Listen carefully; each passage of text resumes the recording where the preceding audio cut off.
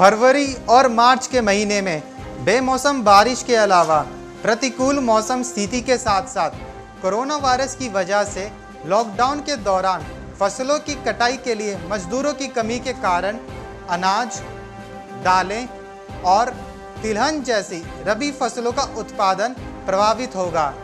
एक रिपोर्ट में यह जानकारी दी गई है।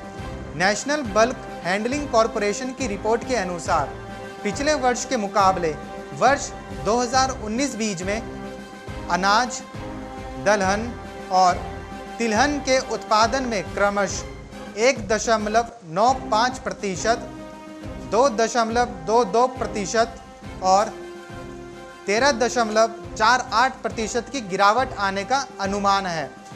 भारत में मार्च में गुजरात, मध्य प्रदेश, राजस्थान और महाराष्ट्र में तथा पंजाब, हरियाणा और यूपी में अप्रैल के महीने में रबी की कटाई शुरू होती है। इसमें कहा गया है कि सरकार की ओर से लॉकडाउन किए जाने की घोषणा चालू रबी फसल कटाई के मौसम के बीच में की गई है। उन्होंने कहा कि हालांकि खेती के कामकाज को लॉकडाउन से मुक्त रखा गया था, लेकिन मजदूरों की कमी और परिवहन सुविधाओं की कमी की वजह से रबी की फसल पर प्रतिकूल प्रभाव पड़ने की आशंका है। रिपोर्ट में कहा गया है कि पिछले अनुमान से गेहूं के उत्पादन में 3.12% की और गिरावट आने की संभावना है, क्योंकि कटाई में देर होने से पैदावार घटा है और इसके आगे खरीद में देर होने से फसल के बेमौसम होने वाली बरसात से खतरा हो सकता है।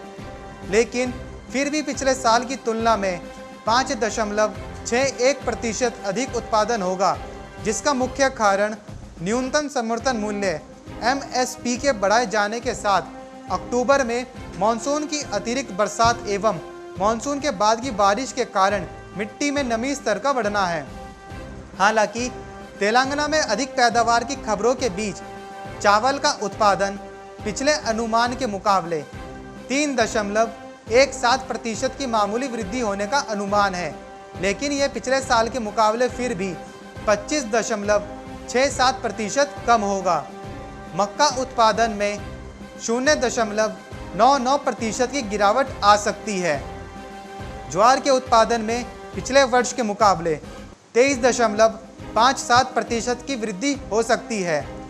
दलहनों के उत्पादन में पिछले साल के मुकाबले 2.22% का अनुमान है।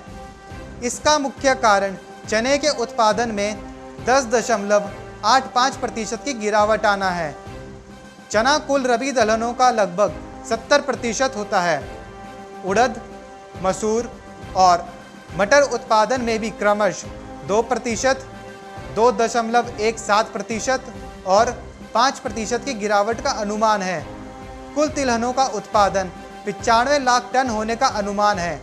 सरसों या रेपसीड बीज और मूंगफली के उत्पादन में गिरावट से पिछले साल के मुकाबले कुल तिलहन उत्पादन में 13.48% की कमी होगी। पिछले अनुमान के अनुसार सरसों और मूंगफली के उत्पादन में 7% और 5% की कमी आने का अनुमान है। Bureau report, market times TV.